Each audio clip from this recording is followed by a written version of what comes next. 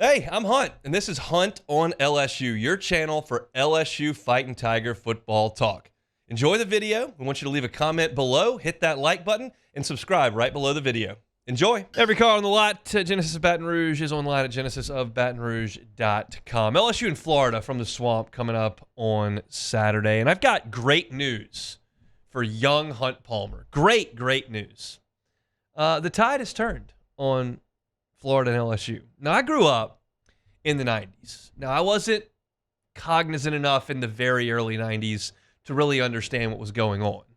In fact, the game that kind of set the hook for me with LSU was the 97 Florida game. It was already there. I had been to the Independence Bowl in 95 and knew it was a big deal. I watched Warren Morris's home run in 96 and knew it was a big deal, even though I was 8.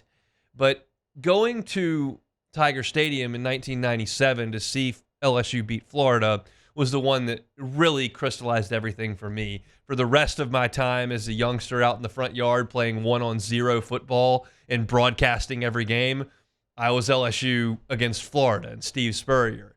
And it was all those 90s Florida stars. It was Danny Werfel. It was Jesse Palmer. It was Doug Johnson. It was Jaquez Green. It was those great players over that great run that Florida had that I was beating as Hunt Palmer, no less. But during that time, really the only time LSU was beating Florida was in my front yard. Because you look at 1988 through 2001, and Florida won 13 of 14 over that stretch, and they did so by an average of 23 points. LSU's only win was that 97 game where Florida came in number 1. 1990, 34-8. 91, 16-0. 93, 58-3. 94, 42-18. 96, 56-13.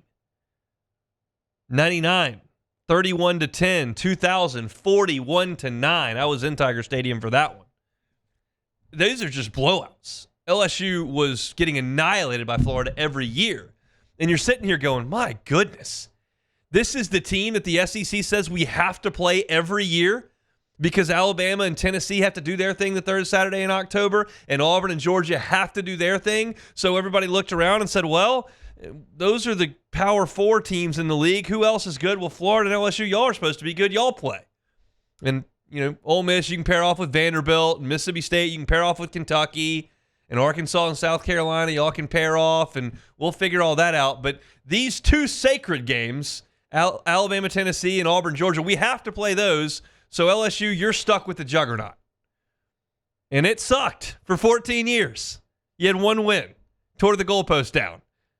That one time you beat them is on newspaper clippings all over the city now. But then things started to change. Nick Saban showed up in Baton Rouge, and from 2002 to 2012, an 11-game stretch, LSU won 6-5. But it was remarkably tight, and those were classic games. Of course, everybody remembers the 2007 game here. The 2005 game here was nuts. Of course, the 2010 game down there in Gainesville was crazy.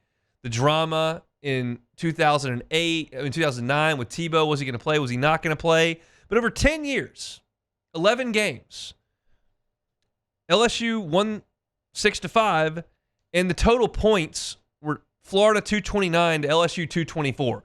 For 10 years, it was lockstep between those two programs. National championships for LSU in 03 and 07. National championships for Florida in 06 and 08. It was one of the premier rivalries in the sport. And when you talk to Jacob Hester, or you talk to Marlon Favorite, or you talk to Richard Dixon, they go straight to Florida. That was the game. It's since morphed into Alabama. Prior to this, it was probably Auburn. But that was a classic rivalry. And then something crazy has happened.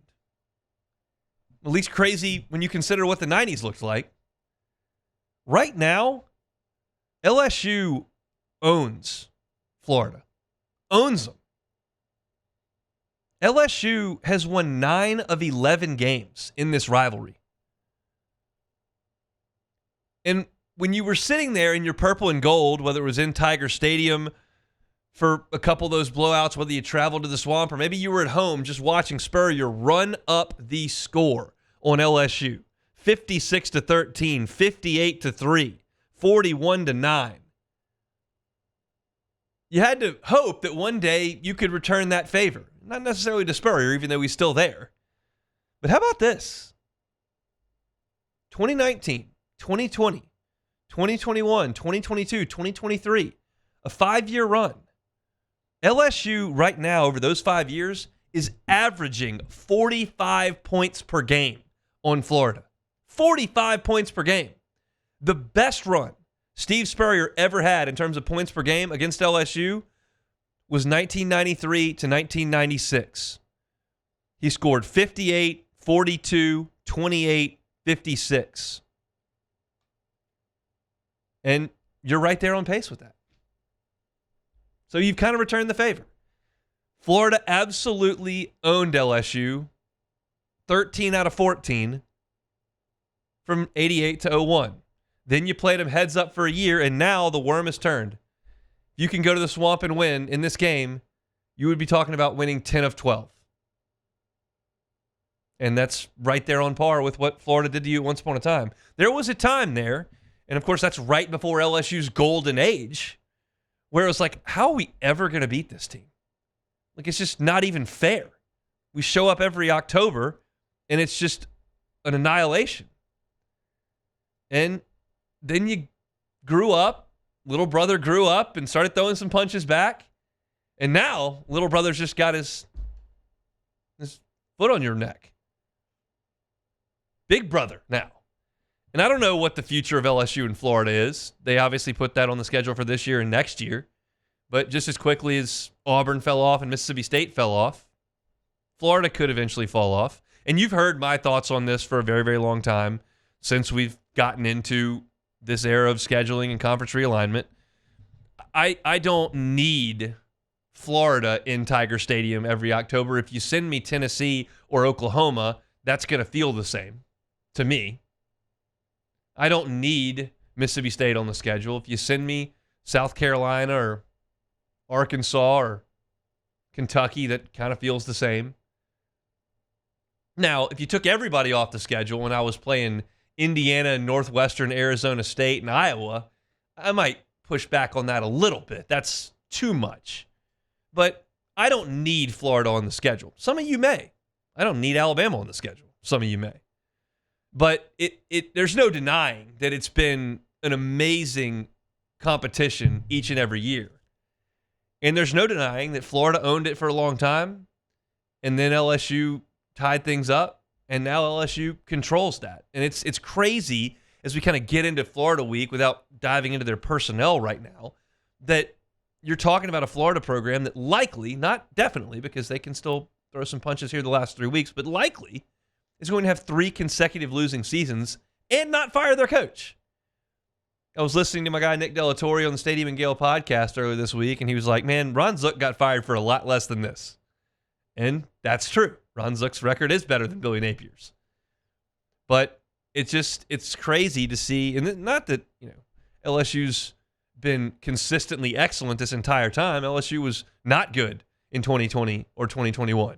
And Florida was good in 2020, and LSU went there and somehow won the game. Shout out shoe tossing. But it was fascinating for me to dive into those numbers because I was so young in the early 90s, and because going back over a 30-year sample size does leave some holes in your memory. But I just had kind of forgotten that LSU had beaten Florida 9 out of 11. I remember doing the postgame show after Jaden Daniels went nuts last year and thinking, man, 9 out of 11. But it just kind of fades into the background. Now we're back into Florida week, and it's like, I can't believe LSU owns Florida. That's a cool thing. It's feather in the cap. So I hope Jacob Hester was listening. He'll enjoy that. Hey, thanks for watching Hunt on LSU. Before you get out of here, do us a couple of favors. Hit that like button, leave your comments below, and subscribe to the channel for all your Fighting Tiger football talk. See you next time.